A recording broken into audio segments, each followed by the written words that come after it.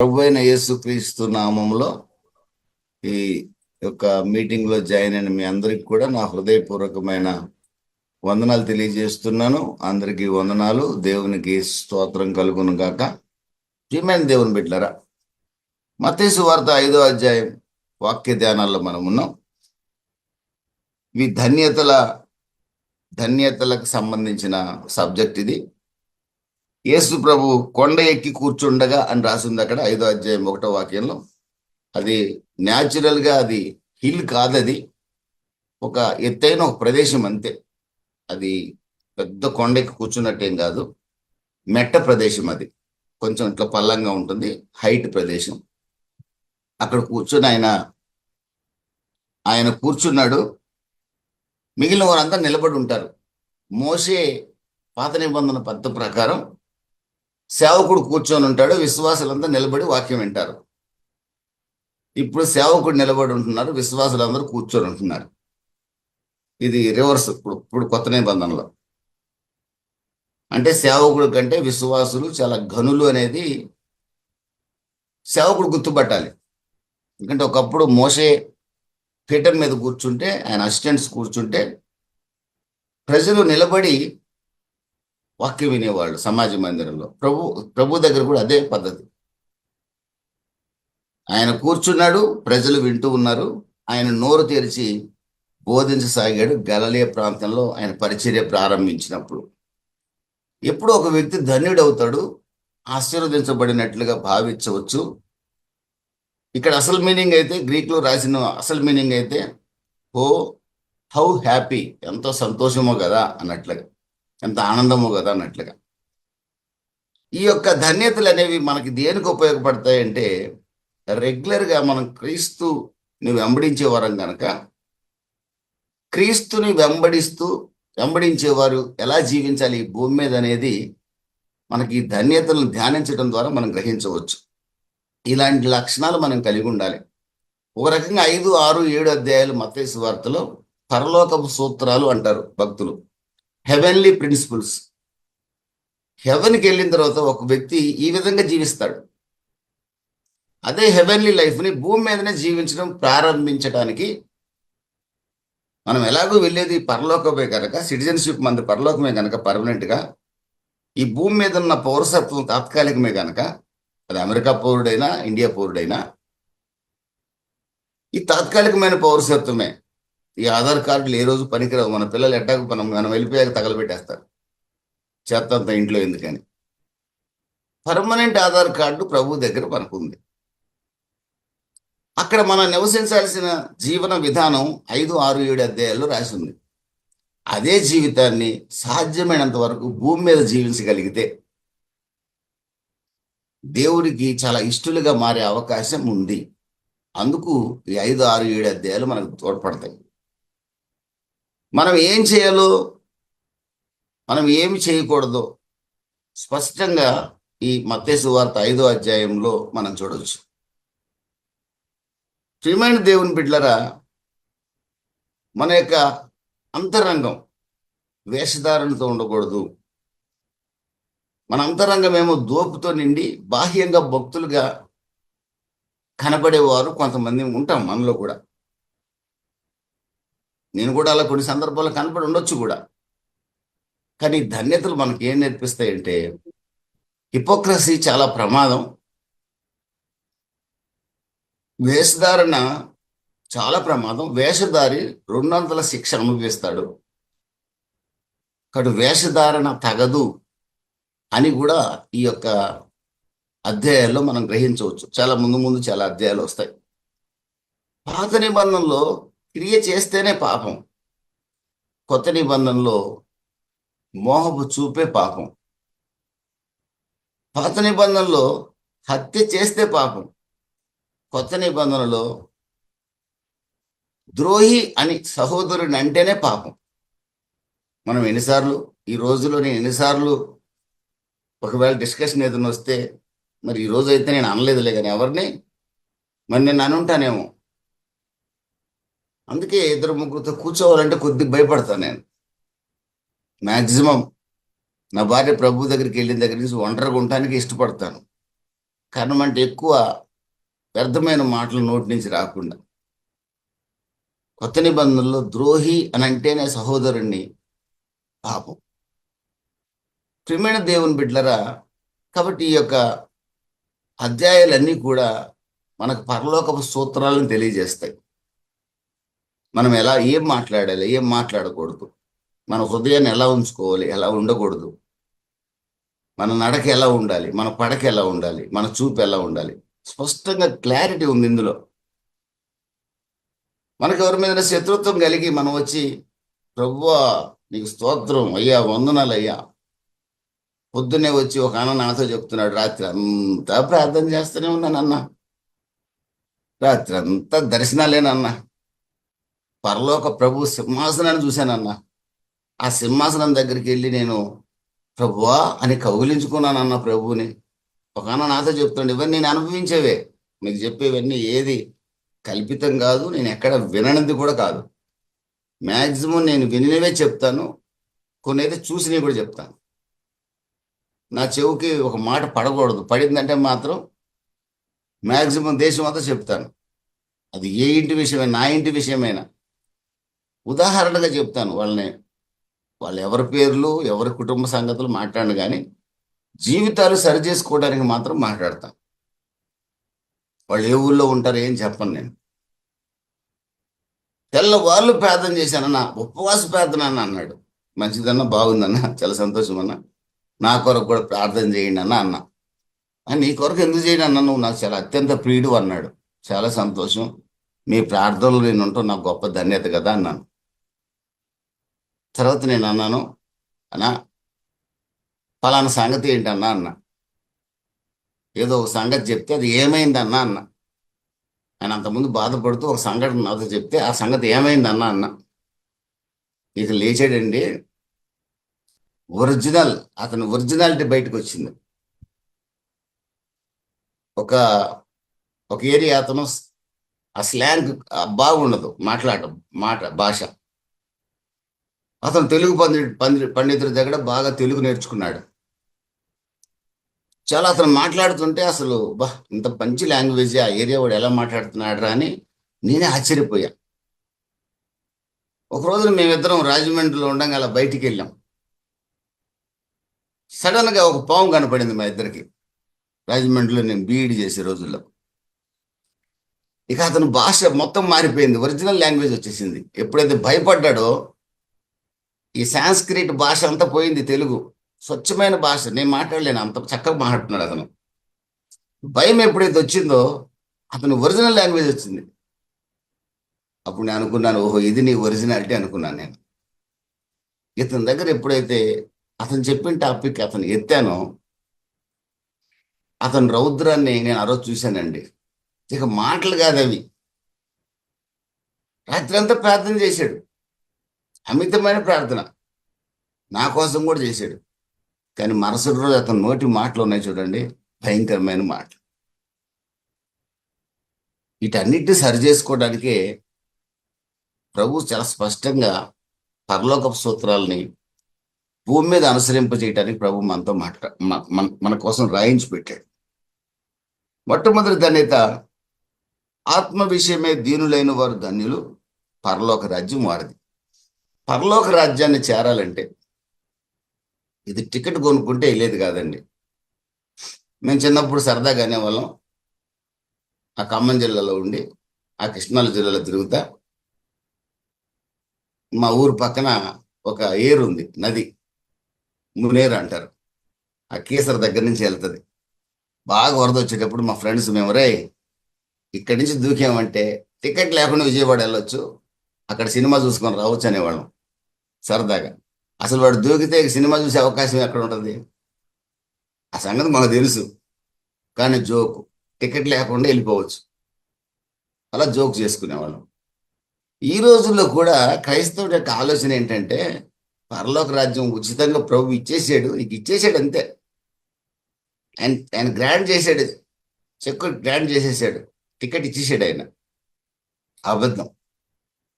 పరలోక రాజ్యంలో ప్రవేశించాలంటే ఒక వ్యక్తి ఆత్మలో దీనుడై ఉండాలి, పూర్ ఇన్ స్పిరిట్. ఆత్మలో దీనుడుగా, పూర్ ఇన్ స్పిరిట్ అంటే పేదవాడు ధన్యుడు, పరలోక రాజ్యం చూస్తాడు పేదవాడని ఒక ఆయన చెప్తూ నేను విన్నా. పేదవాడిగా పుట్టమే కరెక్ట్, పేదవాడిగా ఉండటమే కరెక్ట్ అని. చాలా తప్పుడు బోధ.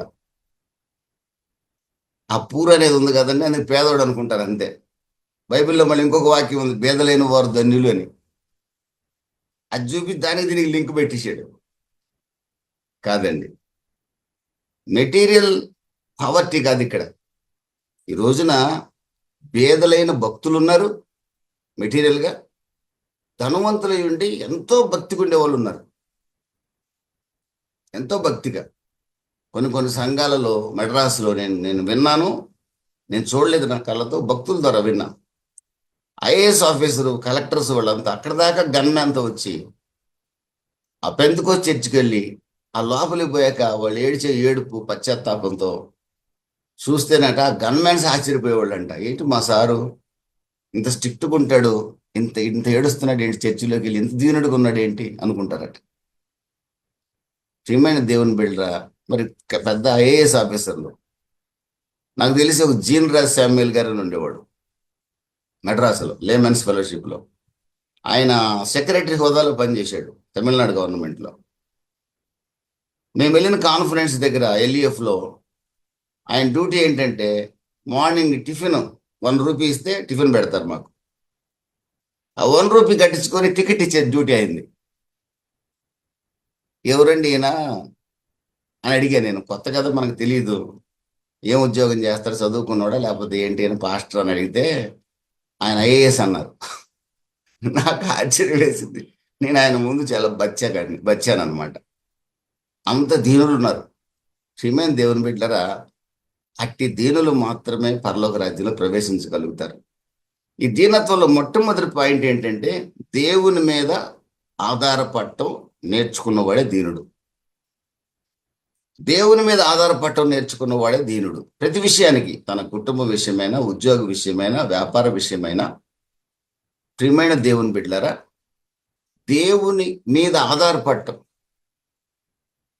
ఎవరైతే నేర్చుకుంటారో ప్రతి విషయానికి కూడా దేవుడే నా దిక్కు. యెహోషాపాతు అంటాడు కదా 2 దినవృత్తాంతాలు 20:12లో, యెహోవా నీవే నాకు శరణ్ అన్నాడు. ఆయన యుద్ధం వచ్చినప్పుడే కాదు, అంతకు ముందు కూడా అన్నాడు, కానీ మరలా తప్పిపోయాడు. ఆహాబుతో 1000 మందాడు అనుకోండి. కానీ మనం పర్మనెంట్గా మన గురి ప్రభు మీద నిలిపి మన ఆధారాన్ని ప్రభువే నాకు ఆశ్రయము దుర్గము అని కనుక పరిపూర్ణమైన ఆలోచన మనకుంటే, తను ఆశ్రయించిన వారిని బ్రతికిస్తానని ప్రభు వాగ్దానం చేశాడు కనుక, బ్రతికించడం అంటే వ్యర్థమైన బ్రతుకు కాదండి, పరలోక రాజ్యానికి చేరుస్తాడు. గాడ్ డిపెండెన్స్గా మనం ఉండగలగటమే ఆత్మలో దీనుల యొక్క లక్షణం. ప్రియమైన దేవుని బిడ్డలారా, మనం అందరం పాపులమే, ప్రతి ఒక్కరం పాపులమే. అందరం దేవుడు అనుగ్రహించి మహిమను కోల్పోయిన వారమే. ఇక్కడ ఎవరు తక్కువ వాళ్ళం కాదు, ఎవరు తక్కువ వాళ్ళు కాదు. మనలో ఎవరు నీతిమంతులు లేరు, కేవలం దేవుని కృప ద్వారా నీతిమంతులు తీర్చబడ్డాం. రోమ 3:23 ప్రకారం ఏ భేదం లేదు, అందరూ పాపం చేసి దేవుడు అనుగ్రహించు మహిమను కోల్పోయాం. కాబట్టి ఇందులో రక్షించబడిన వారిది గొప్పతనం ఏం లేదు. ప్రభువైన యేసుక్రీస్తు తన కృప ద్వారా మనం రక్షించాడు. మనం విన్నాము, ఎవరో ఒక దైవజనుడి ద్వారా ప్రభు అని పిలిచాము, ఆయన తన కృప ద్వారా తన రక్తంతో కడిగి నన్ను రక్షించాడు. నేను గర్వించాల్సిన అవసరం లేదు ఎవరి మీద కూడా. రక్షింపబడని వాడి కంటే కూడా నేను ఎక్కువ కాదు, రక్షింపబడని వాడిని కూడా నేను అంతగా గౌరవించాలి. అయితే నా స్వభావం ఎలా ఉండాలంటే, ఎప్పుడు ఆ గౌరవించే స్థాయికి మనం చేరగలమంటే మనం ప్రతి విషయానికి కూడా దేవుని మీద ఆధారపడినప్పుడు. సామెతల గ్రంథం 8వ అధ్యాయం 34వ వాక్యంలో దీని క్లియర్ అర్థం ఉంది. అక్కడ రాయబడిన మాట ఒకసారి కనుక మనం చూస్తే 8:34లో, అనుదినము నా గడప యొద్ద కనిపెట్టుకొని, నా ద్వారబంధముల యొద్ద కాచుకొని, నా ఉపదేశం వినువారు ధన్యులు. ఆత్మలో దీనుడు ఎవరు అంటే ప్రభువు మీద ఆధారపడతాడు. ప్రభు ఏం చెప్తాడో ఎదురు చూస్తాడు. అంటే ప్రభు చెప్పడం అంటే ప్రభు వచ్చి కళ్ళ ముందుకు వచ్చి చెప్పడం, వాక్యం ఏం చెప్తుందో చూస్తాడు, ఆ ప్రకారంగా జీవించడానికి ప్రయత్నం చేస్తాడు. ప్రయత్నం చేయటమే, 100% జీవించగలమని నేను చెప్పను, ప్రయత్నం చేస్తాడు. కానీ ఆయన గడప దగ్గర కనిపెట్టకుండా ఏది చేయడు. దావీదు స్వభావం ఆ స్వభావమే దావీదుని కాపాడింది. ఘోర పాపం చేసిన దావీదుని కూడా దేవునికి ఇష్టానుసారుడిగా మార్చింది ఆ స్వభావమే. ఆ పాపంలో పడిపోయాడు, దేవుని సన్నిధిలో ఇంకా ఎక్కువ కనిపెట్టడం మొదలుపెట్టాడు. ఈరోజు కూడా మనం కూడా ఆత్మలో దీనులమైతే ప్రతి విషయానికి, మన పిల్లలు పెంచుకునే విషయం, ఉద్యోగం, వ్యాపారం, సేవ, ఏ అన్న వచ్చి నాకు డబ్బులు ఇస్తాడని ఎదురు చూడడం, ఏమండి ఎవరు నాకు అప్పిస్తారని ఎదురు చూడడం, అనుక్షణము ఆయన గడప యొద్ద కాచుకుని ఉండే స్వభావాన్ని కలిగి ఉంటాం. ప్రియమైన దేవుని బిడ్డలారా, అలాంటి వాళ్ళలో రెండవ లక్షణం హ్యూమిలిటీ మనం చూడొచ్చు, హంబుల్ స్పిరిట్ చూడొచ్చు. మనం ఆదికాండం 18:27 అబ్రహాం అంటాడు దేవుని సన్నిధిలో, నేను దుమ్ముని ధూళినై ఉన్నానంటాడు, నీ దగ్గర మొరపెట్టని కూడా అర్హుణ్ణి కానంటాడు, ఐఎమ్ డస్ట్ బట్ యాషెస్ అంటాడు. తన దగ్గరకు వచ్చినప్పుడు 18వ అధ్యాయంలో అక్కడ అబ్రహాం అంటున్నాడు, నేను దుమ్ముని ధూళిని, సొదొమ గొమొర్రాలో మా వాడున్నాడు, లోతు కుటుంబం ఉందయ్యా అని డైరెక్ట్గా కాపాడమని చెప్పకుండా తన ఆలోచన ఇండైరెక్ట్గా దేవుడి దగ్గర వ్యక్తపరుస్తున్నాడు. ఆ వ్యక్తపరిచే సందర్భంలో అబ్రహాం విశ్వాసులకు తండ్రి అని దేవుడే స్వయంగా చెప్పాడు కదండి. అంత గొప్పోడు, ఐఎమ్ డస్ట్ బట్ యాషెస్, నేను దుమ్ము ధూళినయ్యా నీ దగ్గర అంటున్నాడు. It shows his humility. యోబు నీతిపరుడు, యథార్థవంతుడు, అంత భక్తి కలుడు ఎవడు లేడు. యోబు లాంటి వాడు పౌలు కూడా కాదు నాకు తెలిసి. కాకపోతే కొత్త నిబంధన భక్తుడు పౌలు గారు, అంత భక్తుడు అండి. 3:11 అంటాడు ఆయన, మూడో అధ్యాయంలో అంటాడు, తన భార్యతో అంటాడు, నేను దేవుడిని దూషించి మరణం కమ్మంటే, మన ఆస్తులన్నీ ఇచ్చిన దేవుడే కదా, నేనెందుకు దూషించాలన్నాడు. ఎందుకంటే ఆ భార్య బాధ, భర్త వికారంగా మారిపోవడం చూసి భార్య భరించలేకపోయింది. దేవుడిని దూషించానది, దూషించను. యోబు ఏమంటున్నాడు 42వ అధ్యాయం, అన్ని శ్రమలు పడి నేను నీ ముఖాన్ని చూడటానికి కూడా అర్హత నాకు లేదు, ధూళిలో నా తలను కప్పుకుంటాను అంటున్నాడు 42వ అధ్యాయం 5-6 వాక్యాల్లో. ప్రియమైన దేవుని బిడ్డలారా, ఆత్మలో దీనుడు దేవుని మీద ఆధారపడతాడు, దేవుని గడప యొద్ద ప్రతి అంశాన్ని కనిపెడతాడు, దేవుడు నడిపిస్తేనే నడుస్తాడు. ఎలా నడిపిస్తాడండి? దేవుడు వాక్యం ద్వారా నడిపిస్తాడు, ఆత్మ ద్వారా నడిపిస్తాడు. అది సపరేట్ సబ్జెక్ట్. రెండు దగ్గర దీనత్వం కనపడుతుంది, దగ్గర ఎక్కడ గర్వం ప్రదర్శించడండి, నటించడు, దీనుడిగా నటించడు. ప్రియమైన దేవుని బిడ్డలారా, రెండో అంశంలోకి మనం వెళ్దాం. దుఃఖపడు వారు ధన్యులు, వారు ఓదార్చబడుదురు. దుఃఖపడటం, మనం ఈ లోకంలో ఉన్నాం, లోకపు ఆలోచనలు, లోకపు ఆశలు మన మీదకు వస్తూ ఉంటాయి. సాతాను ఈ యుగాన్ని పరిపాలిస్తున్నాడు. వాడు మనల్ని ఏ విధంగా దారి తప్పించడానికి చూస్తూనే ఉంటాడు. ఖచ్చితంగా వస్తాయి మనలో కొన్ని ఆలోచనలు. పౌలు గారు అంటాడు, నేను చేయకూడదే చేస్తున్నాను, చేయాలనుకుని చేయలేకపోతున్నాను అంటున్నాడు. ఇట్టి స్థితి నుంచి నన్ను విడిపించింది ఆయన కృప మాత్రమే. కృప ఏం చేస్తుందంటే, మనలో బలహీనతలు రావద్దని చెప్పదు కృప. బలహీనత మనలో ఏదైనా వచ్చినప్పుడు గుర్తుపట్టి పశ్చాత్తాపడమంటుంది కృప. నాలో ఏదైనా ద్వేషం వచ్చింది అనుకోండి, ఎవరి మీదైనా ఏ కారణం వల్ల కానీ, అరే నాలో ద్వేషం వస్తుందే, ఇది తగదు కదా పరలోక పౌరుడికి అని వెంటనే గుర్తుపట్టాలి నేను. అప్పుడు కృప ఏం చేస్తుందంటే క్షమిస్తుంది. అది క్రైస్తవుడి లక్షణం. ఈ విషయంలో ఎవరైతే అనిత్యము వారి హృదయంలోకి వచ్చిన ప్రతి పాపపు ఆలోచన గురించి కానీ, దేని గురించి కానీ దుఃఖపడినట్టయితే దేవుని సన్నిధిలో, తప్పనిసరిగా దుఃఖపడు వారు ధన్యులు, వారిని ప్రభువు ఓదారుస్తాడు. మన ఆల్రెడీ పాపాన్ని ఒప్పుకొని విడిచిపెట్టేశాం. అంత మాత్రాన మనం వెంటనే పరలోకానికి పోయే వాళ్ళం ఏం కాదు. ఈ భూమి మీద బతుకున్నంత కాలం మనకు మలినం అంటించాలనే సాతాను గాడు చూస్తాడు. అందుకని దేవుని సన్నిధిలో జయ జీవితం కొరకు మనం ఏడవాలి, విక్టోరియస్ లైఫ్ కొరకు. అనేక ఆలోచనలు మన పక్కకి తప్పిస్తాయి. ఎవరైతే ప్రభువా ఈ యొక్క పాపాన్ని నేను జయించలేకపోతున్నానని ఏడిస్తే ఖచ్చితంగా జయించినట్టు చేస్తాడు. నా జీవితంలో ఒక పాపాన్ని నేను జయించలేకపోయాను చాలా కాలం, కానీ నేను ఏడుస్తూనే ఉన్నాను. ప్రభు ఒకరోజు చూశాడు, ఓహో వీడికి జయించాలనే కోరిక ఉందని గమనించాడు. అట్టి పాపం నుంచి ప్రభు నన్ను సంపూర్ణంగా విడిపించాడు. ఆమేన్, హల్లెలూయా. ఆయన ఓదారుస్తాడు. 2 Corinthians 1st chapter 3rd verse రాసింది, ఆయన కనికరము గల తండ్రి ఆయన. ఆయన ఆదరించే తండ్రి ఆయన. ఆయన ఆదరించుటకు మనం దుఃఖపడితే ఆయన ఓదార్చడానికి సిద్ధంగా ఉంటాడు. జక్కయ్య ఉన్నాడండి లూకాసు వార్త 19వ అధ్యాయంలో. ప్రియమైన దేవుని బిడ్డలారా, ఆయన తమాషాగా యేసుప్రభుని చూడటానికి రాలా. ఐ థింక్ విత్ టీయర్స్ వచ్చి ఉంటాడు అతను. బహు దుఃఖంతో వచ్చి ఉంటాడు అతను. ఎందుకంటే ఊళ్ళో వాళ్ళందరూ ఆయన ద్వేషిస్తున్నారు. భార్య కూడా ఎందుకు విలువ లేనాడు, నాకు భర్తగా ఉంటాం అనుకొని ఉంటుంది. గ్రామం అంతా అసహించుకున్నారు ట్యాక్స్ కలెక్టర్ని. ఓ రకంగా కన్నీటితో నాకు విలువ ఇవ్వగలిగిన వాడు యేసని తెలుసుకొని ఆయన చూడాలని వచ్చాడండి. ప్రభు ఆయన కన్నీటిని తుడిచివేసి ఏమండి ఓదార్చాడు. విలువలేని జక్కయ్యకి విలువ ఇచ్చాడు. 1 యోహాను 1:9-10 రాయబడింది అదే. మన పాపాలను ఆల్రెడీ ఒప్పుకున్నా విడిచిపెట్టాం, ప్రభు మనల్ని నీతిమంతులుగా తీర్చాడు. అయినప్పటికి కూడా ఇంకా మనలో రకరకాల ఆలోచనలు వస్తాయి. కొంతమంది ధనాపేక్ష రావచ్చు, కొంతమందికి లస్ట్ ఆఫ్ ఫ్లెష్ రావచ్చు, పాలమేత్తు నాకు పేరు సంపాదించుకోవాలని కోరిక రావచ్చు. ఏది మనలో కలిగినా వెంటనే గుర్తుపడితే, మనం దుఃఖపడితే దాని విషయం ప్రభు ఎప్పుడు కూడా క్షమించడానికి సిద్ధంగా ఉన్నాడండి. పేతురు అబద్ధం ఆడాడు, తప్పే, కానీ ప్రభు దృష్టిలో తప్పు కాదు.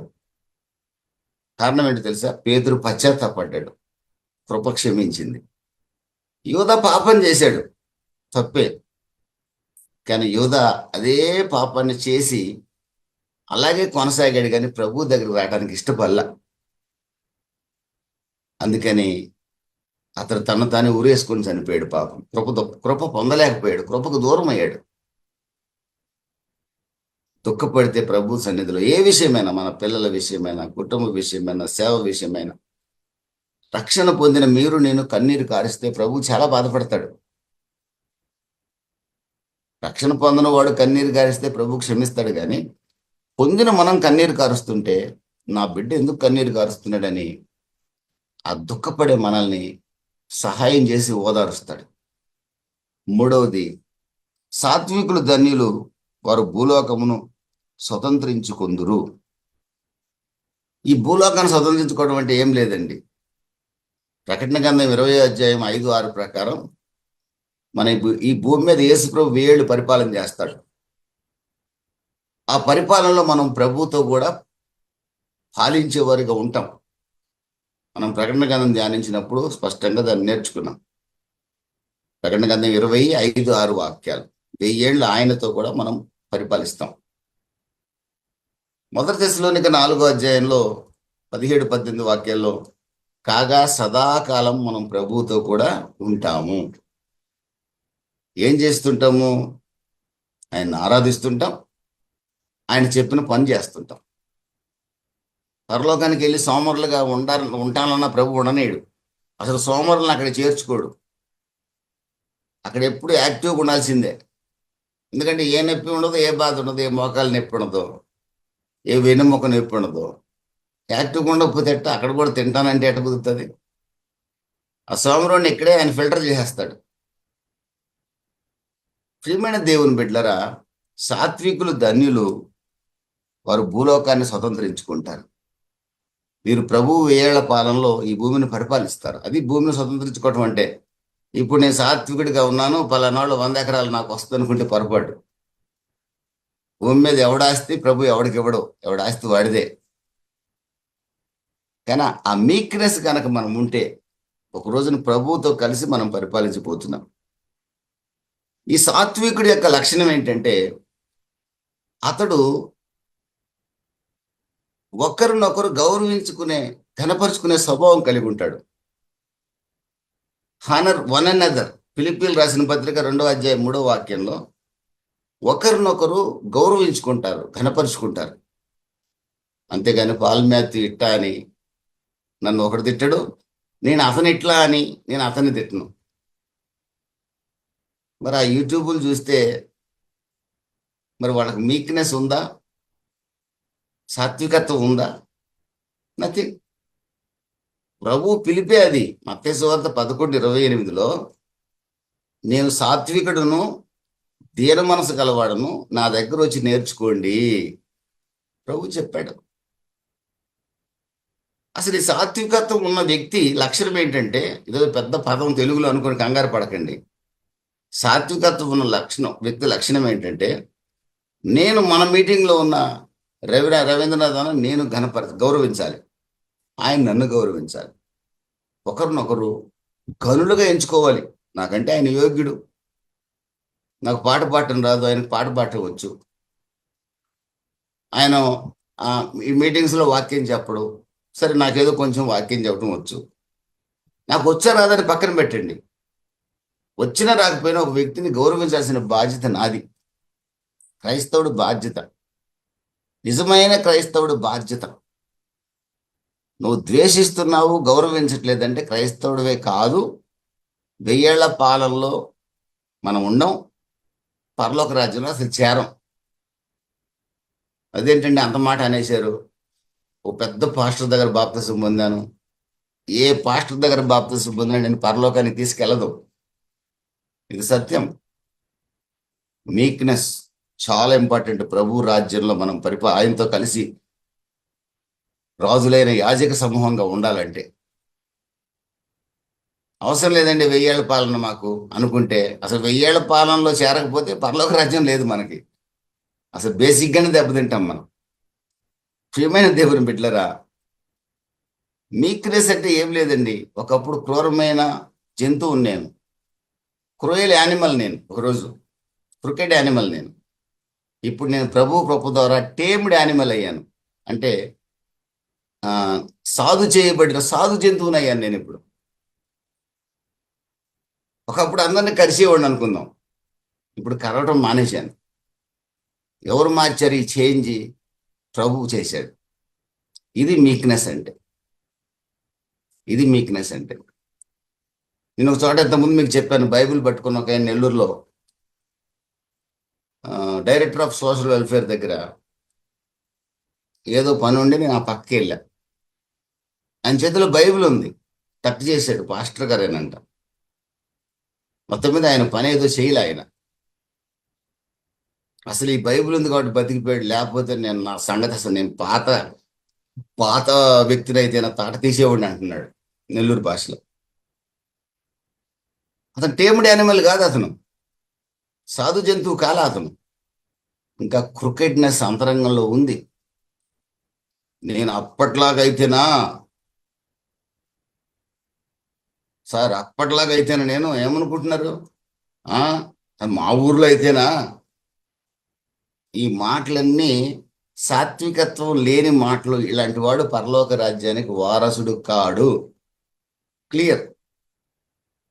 మరి సాత్వికుడి ఇంకొక లక్షణం చెప్తారా అని అడిగితే, రోమీయులకు రాసిన పత్రిక 12వ అధ్యాయం 1-2 వాక్యాల ప్రకారం సజీవ యాగంగా తన దేహాన్ని దేవుడికి సమర్పించుకుంటాడు. అంటే ఈ దేహంతో, ఇది విలువైన సొత్తు, దేవుని సొత్తు ఇది. ఈ దేహంతో నేను దేవుడినే కనపరుస్తాను, కానీ నా నోట దుర్భాష రానివ్వను.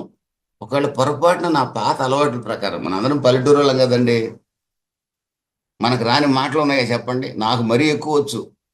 మా నాన్నగారు పెద్ద పంచాంగకర్త ఈ విషయంలో. చెడ్డ మాటలు మాట్లాడే విషయంలో మా నాన్న టాప్. నేను ఆ రోజు సరదాగా అనేవాడిని, ఢిల్లీలో ఎగ్జామ్ పెడితే నాన్న నీకు ఫస్ట్ మార్క్ వస్తుంది అనేవాడిని నేను, బూతుల పంచాంగంలో. అంత టాలెంటెడ్ మా నాన్నగారు. ఏ విషయాన్నైనా కల్పించి కొత్త తిట్టు తయారు చేస్తాడు ఆయన. ఆయనకు పుట్టి పెరిగిన వాళ్ళు మాకు రాకుండా ఉంటాయా? చాలా భయంకరమైన పదాలు వచ్చు.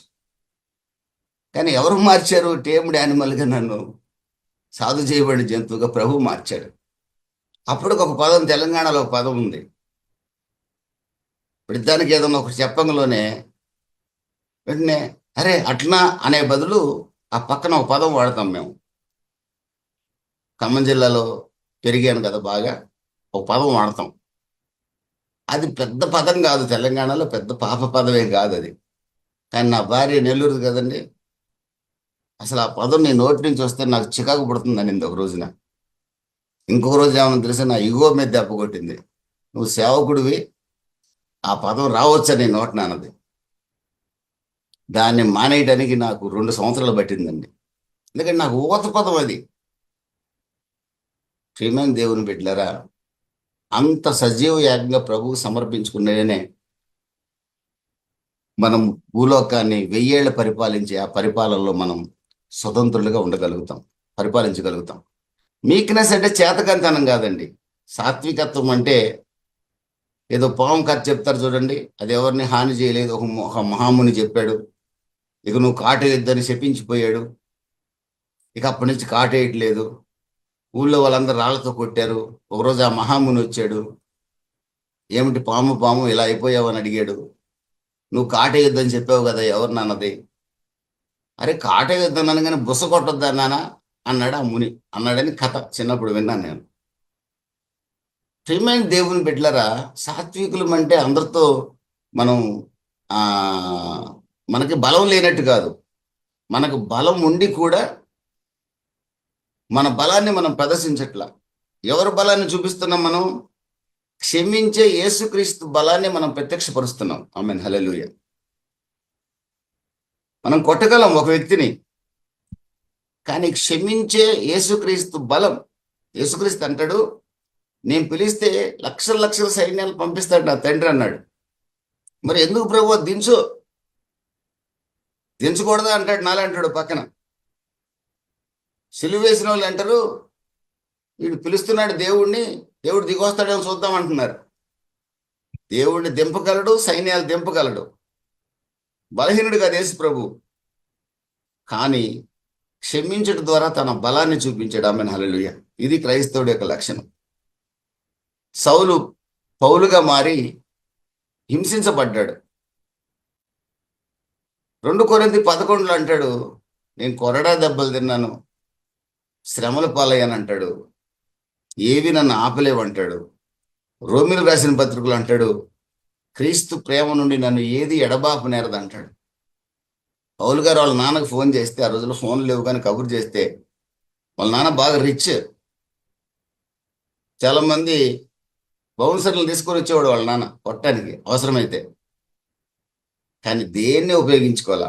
ఫిలిప్పి 3:7-8 అంటాడు, క్రీస్తు పునరుద్ధాన బలం ఎరగవలనని.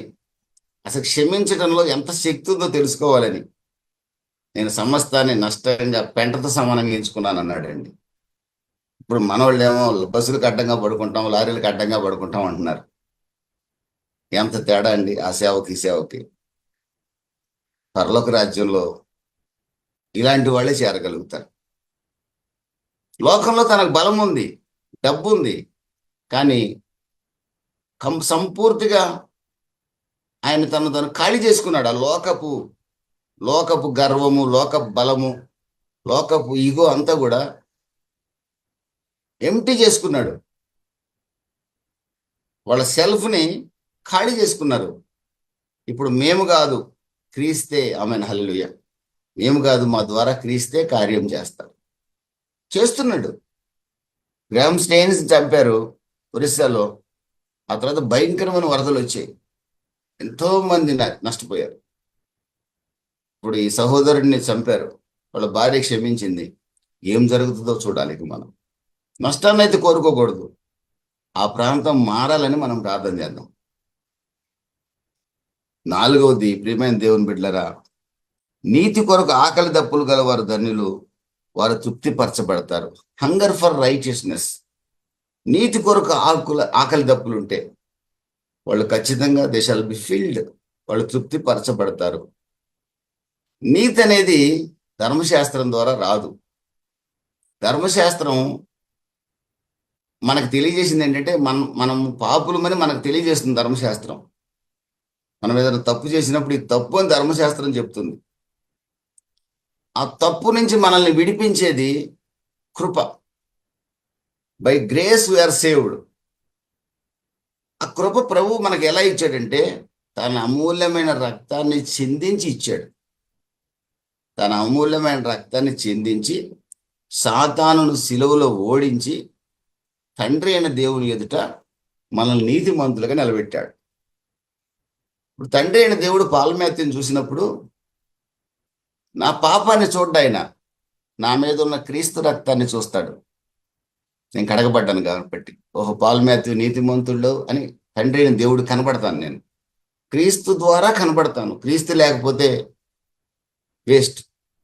క్రీస్తు లేకపోతే దేవుడికి మనకు ఎలాంటి సంబంధం లేదు. క్రీస్తు రక్తం ద్వారా మనం నీతిమంతులమయ్యాం. ఆయన మనల్ని నీతిమంతులుగా చేయటం కొరకు పాపమయ్యాడు. ఆయన 2 కొరింథీ 5:21 ప్రకారం మనల్ని నీతిమంతులుగా చేయటం కొరకు పాపమయ్యాడు యేసు. ఆ నీతి మనకు కావాలి. ఆ నీతి కొరకు ఆకలి దప్పులు కలిగి ఉండాలి. ఆ నీతివంతమైన జీవితం జీవించడానికి మనం ముందుకు పరిగెత్తాలి. పాపం చేయడం చాలా సులభం అండి. పాపం చేయడం చాలా సులభం. ఫ్రీగా ఫస్ట్లో సిగరెట్లు ఇస్తాడు ఫ్రెండ్. ఫ్రీగా మందు కూడా పోయిస్తాడు. పాపం ఫ్రీయే. పాపం చాలా ఫ్రీ. చాలా ఫ్రీ. No amount. కానీ నీతి యేసుక్రీస్తు రక్తం ద్వారానే సాధ్యమవుతుంది. నీ కొరకు నా కొరకు దేవాది దేవుడే పాపపు ముద్దగా మారాడు. యెషయా 53:2 ప్రకారం స్వరూపమైన సొగసైన లేనివాడిగా మారాడు. ఆ నీతి కొరకు ఆకలి దప్పులు ఎవరైతే కలిగి ఉంటారోనండి వారు తృప్తిపరచబడతారు. ఖచ్చితంగా they will be satisfied, they will be filled. ఆ నీతి కొరకు ఎదురు చూడని వాళ్ళు ఎంత అసమాధానంలో ఉంటారో బయటికి కనపడరు, కానీ వాళ్ళ అంతరంగాలు మనకు స్పష్టం చేస్తాయి. ఒక అతను అంటాడు, 5 జిల్లాలకు హెడ్ నేను, కుటుంబంలో నాకు శాంతి లేదు, ఉన్న ఒకే ఒక కూతురు, భయంకరమైన పరిస్థితి. ప్రియమైన దేవుని బిడ్డలారా, నీతి కొరకు ఆకలి దప్పులు కలిగి ఉందాం. మనల్ని, మన పిల్లల్ని, మన కుటుంబాన్ని, మన పరిచర్యని, మన ముగింపు వరకు మనం తోడై ఉండే దేవుడు ఆ నీతిమంతుడైన ప్రభు అయిన యేసుక్రీస్తు. అందుకే మత్తయి సువార్తలు అంటాడు కదండి, నా రాజ్యమును నా నీతిని వెతకండి. ఆహారం కొరకు, వస్త్రాల కొరకు, దేని కొరకు కంగారు పడకండి. నా రాజ్యాన్ని, నీతిని వెతకండి. అప్పుడు మీకు అవన్నీ అనుగ్రహిస్తాను. నేను నమ్ముతానండి. కీర్తన గ్రంథంలో రాయబడిన మాట దావీదు రాస్తున్నాడు, నేను ఒకప్పుడు చిన్నవాడనై ఉంటిని, ఇప్పుడు ముసలివాడనైతిని. నీతిమంతులు విడవబొట్టు గాని వారి సంతానం భిక్షమెత్తుడు గాని నేను చూడలేదంటాడు.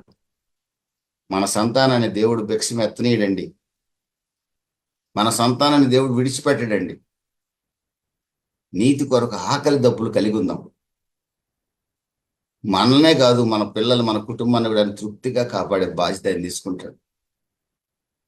రోమా 5:1 బై ఫెయిత్, ఆయన ఎందుకు విశ్వాసం మూలంగా మనం నీతిమంతులమయ్యాం.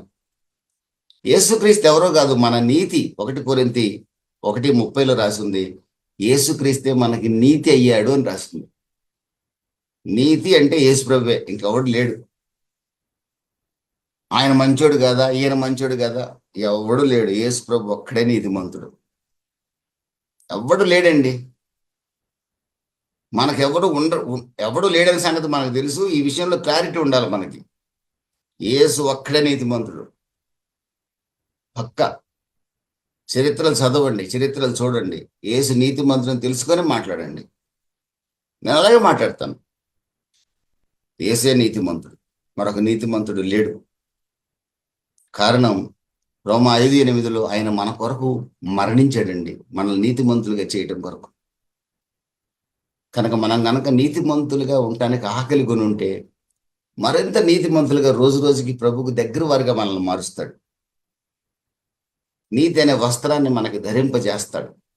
ఆ వస్త్రం ఇంకా చిరిగిపోకుండా చాలా జాగ్రత్తగా, గట్టిగా కాపాడుకోగలుగుతాం మనం. ఆ వస్త్రం ఉన్నప్పుడే పరలోక రాజ్యంలో చేరగలుగుతాం. ఆ వస్త్రానికి అన్ని మరకలు అంటించుకొని పశ్చాత్తాపడకుండా నేను పరలోకానికి వెళ్తాను, మా చర్చి 10 కోట్ల రూపాయల చర్చి, నేను వెళ్ళే పాస్టర్ ఏమనుకుంటున్నావు, బల్ల గుద్దాడంటే ఇరిగిపోద్ది. ఏం పని చేయవండి, వేస్ట్ అండి. తెలియదు, చాలా మందికి తెలియక పాపం పాస్టర్లనే దేవుళ్ళుగా భావించి వెంబడించే వాళ్ళు ఉన్నారు. పాపం బాధపడతాను నేను. నేను తక్కువని కాదులేండి, నేను కూడా అట్లాంటి వాడిని ఒకప్పుడు. సత్యాన్ని తెలుసుకున్నాక అర్థమైంది నాకు. అయితే నేను వెంబడించిన దైవజనులు నాకు నేర్పించారు. వాళ్ళని నేను దేవుడిగా భావించాను, కానీ వాళ్ళు నాకు నేర్పించారు. వాళ్ళు నన్నేం మోసం చేయలే, నేర్పించారు నాకు. ఈరోజు మీతో వాక్యం పంచుకోగలుగుతున్నానంటే దేవుని మహాకృప. దేవునికి స్తోత్రం కలుగును కాక.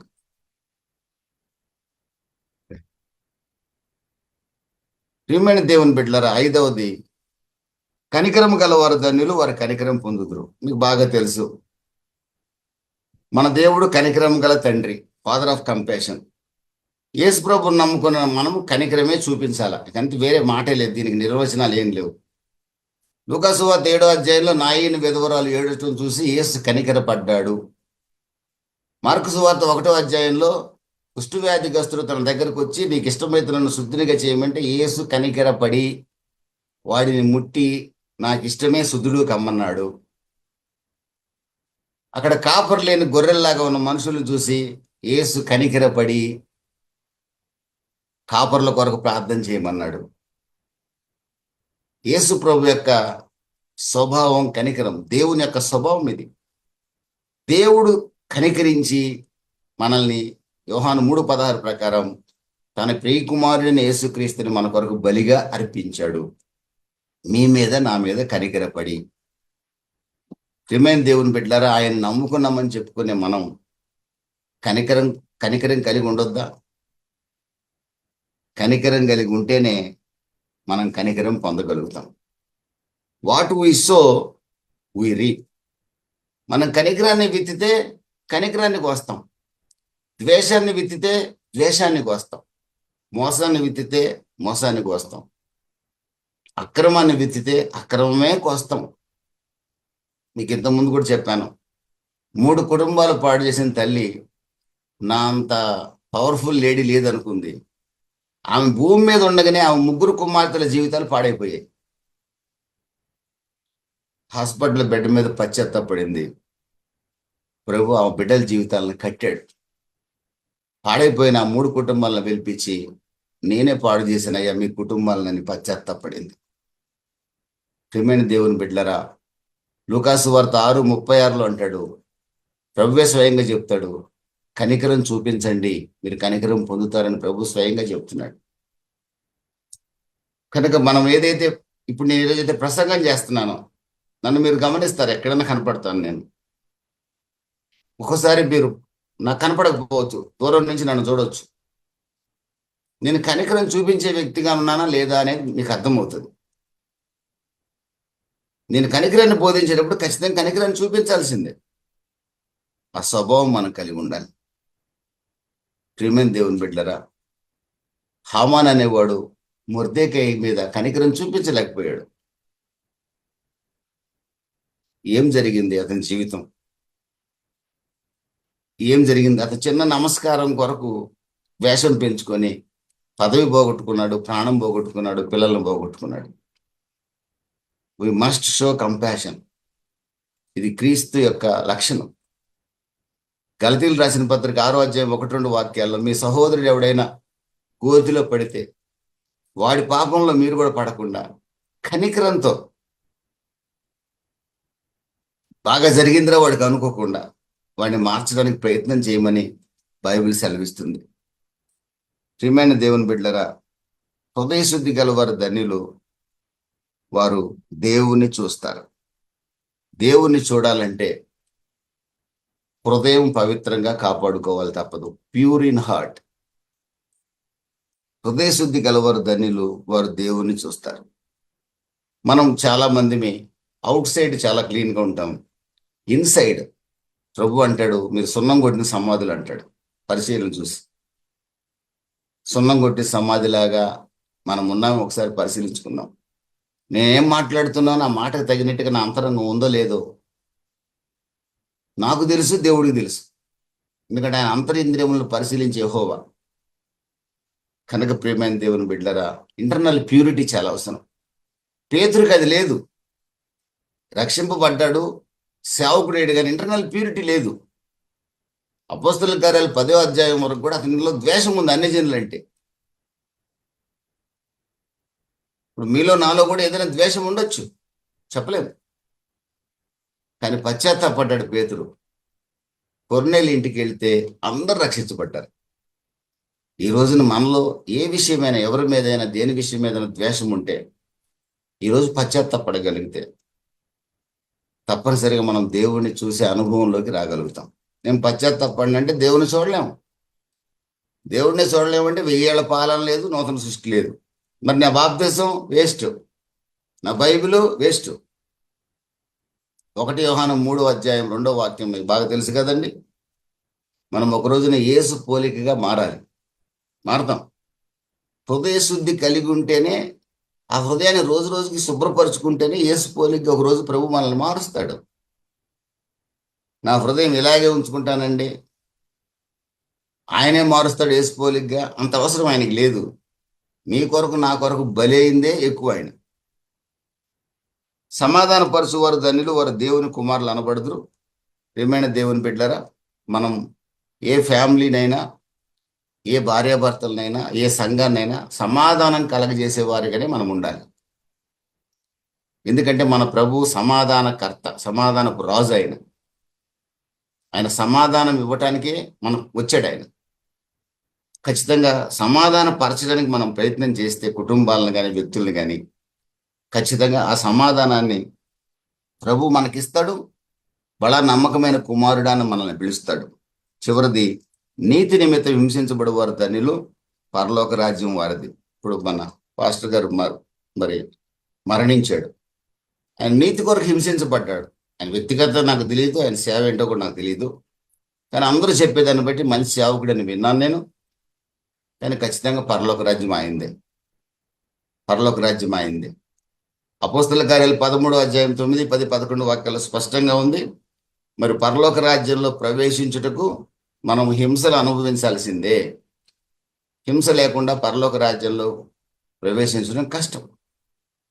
ఖచ్చితంగా we have to go some trials and temptations. తాత్కాలికమే అవి, తప్పదు క్రైస్తవుడికి. అనేకుల చేత మనం ద్వేషించబడతాం. నీతి నిమిత్తం మనం హింసించబడుతున్నాం. మనం వేరే దాని కొరకు పాపం చేసి హింసించబడేది వేరు. మనం క్రైస్తవులం అయినందుకు హింసించబడుతున్నాం. మనం ధన్యులం. ప్రభు ఆత్మ మన మీద నిలిచి ఉంటాడు. ఇక్కడి నుంచి లేస్తే ఆయన దగ్గర చేర్చుకుంటాడు. ఇవన్నీ ధన్యతలు. కనుక నా నిమిత్తము జనులు మిమ్మల్ని హింసించి, దూషించి మీ మీద చెడ్డ మాటలు పలుకున్నప్పుడల్లా సంతోషించండి, మీరు ధన్యులు. ఆనందించండి, పరలోకమందు మీ ఫలము అధికమవుతుంది. ఈలాగున వారు మీకు పూర్వమందున్న ప్రవక్తలను కూడా హింసించారు. మనల్నే కాదండి, యెషయా ప్రవక్తని రంపాలతో కోయించారు. పౌలు గారిని కూడా గొడ్డలతో నరికారంటారు. పేతురు గారిని తలకిందులుగా సిలువేసి చంపారు. యోహాను తప్ప మిగిలిన యేసు ప్రభు శిష్యులందరూ హతసాక్షులయ్యారు. పాలికార్పు గొప్ప దైవ సేవకుడు, ప్రకటన గ్రంథంలో మనం నేర్చుకున్నాం. కాగుచున్న నీళ్లలో వేసి ఉడికిచ్చారు. భయంకరమైన హింసలు. తప్పదండి, పరలోక రాజ్యం వారిదే. నేను సుఖంగా ఉండాలా, లోకం వైపు ఇటు రాజీ పడతా ఉండాలి. ఆయన వచ్చినప్పుడు ఆయనకి చెయ్యం, ఈయన వచ్చినప్పుడు ఈయనకి చెయ్యి అంటాను. అక్కడికి పోయినప్పుడు ఇది, అక్కడికి పోనప్పుడు ఇది తీసేస్తాను. పరలోక రాజ్యం లేదు. భక్తి వ్యర్థమైపోతుంది. ప్రభు ఈ ధన్యతలన్నీ మనకు అనుగ్రహించాలని దైవ సేవకుడిగా కోరుకుంటూ ఈ నా మాటలు ముగిస్తున్నాను.